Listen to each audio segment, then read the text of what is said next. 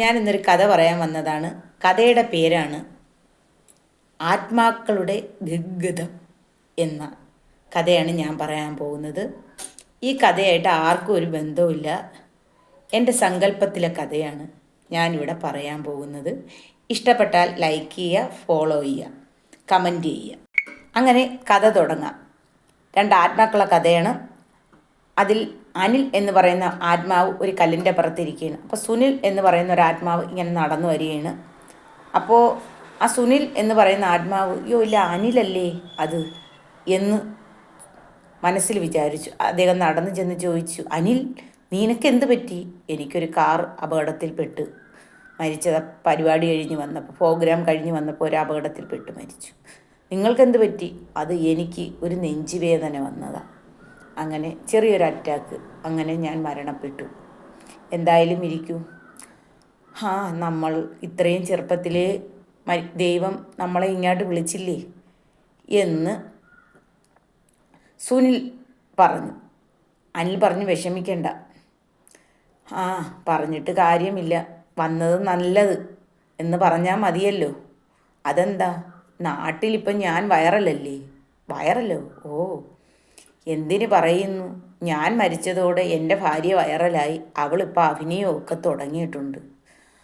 അവൾ ഓരോ ചാനലിലും ഇൻ്റർവ്യൂ കൊടുക്കുന്നുണ്ട്. അവളെ വായിൽ നിന്ന് എന്തെങ്കിലും വീഴുന്ന എടുത്ത് കെട്ടി ആകെ വൈറലാക്കി. ഇപ്പോൾ ഞാൻ കൊള്ളില്ലാത്തവനായി, കള്ളനായി. അവളെ കാരണം ഞാനിപ്പോൾ ആകെ മോശക്കാരനായി. ഞാൻ 3-4 പെണ്ണ് കെട്ടിയവനായി, ചതിയനായി, കള്ളനായി, പിടിച്ചുപറിക്കാരനായി. എന്തിന് പറയുന്നു? എന്നെ വിറ്റിപ്പം എൻ്റെ ഭാര്യ തിന്നുകൊണ്ടിരിക്കുകയാണ്. നിങ്ങൾക്കറിയാവോ, ജീവിച്ചിരുന്ന കാലത്ത് ഞാൻ ഈ കുഞ്ഞുങ്ങൾക്ക് വേണ്ടി ജീവിച്ച് എൻ്റെ അച്ഛനും അമ്മയ്ക്കും ഒന്നും കൊടുക്കാതെ ഭാര്യയെന്നും പറഞ്ഞ് നോക്കി. ഇപ്പോൾ ഞാൻ ആകെ നാണം കെട്ട് നാറിയിരിക്കുകയാണ്. നീ വിഷമിക്കണ്ടടാ, നിൻ്റെ കഴിയും ദുഃഖമാണ് എനിക്ക്.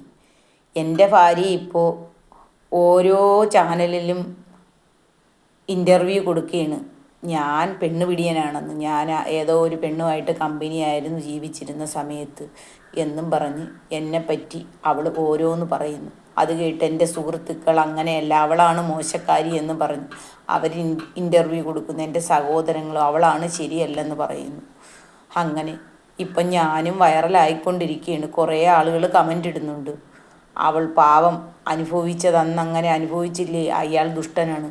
കുറച്ച് ആളുകൾ അവൾ ശരിയല്ല, അവൾ ശരിയാവാത്തത് കൊണ്ടാണ് അയാളെ പറ്റി ഇങ്ങനെ പറയുന്നതെന്നും പറഞ്ഞ് അങ്ങനെ കുറച്ച് ആളുകൾ. ഇതിനിടയിൽ എൻ്റെ 2 കുഞ്ഞുങ്ങൾ ഞാൻ ജീവിച്ചിരുന്നപ്പോൾ അവരുടെ ആഗ്രഹങ്ങളെല്ലാം സാധിച്ചു കൊടുത്ത്, എന്ത് വേണമെന്ന് പറഞ്ഞാലും മേടിച്ചു കൊടുക്കും, എല്ലാ കാര്യങ്ങളും നോക്കും. നീ പറഞ്ഞ പോലെ അച്ഛനും അമ്മയും ഒന്നും തിരിഞ്ഞു നോക്കിയില്ല. ഇപ്പോൾ എന്നെ വിറ്റ് അവർ തിന്നുന്നു. ഒന്ന് ആലോചിച്ച് നോക്കൂ.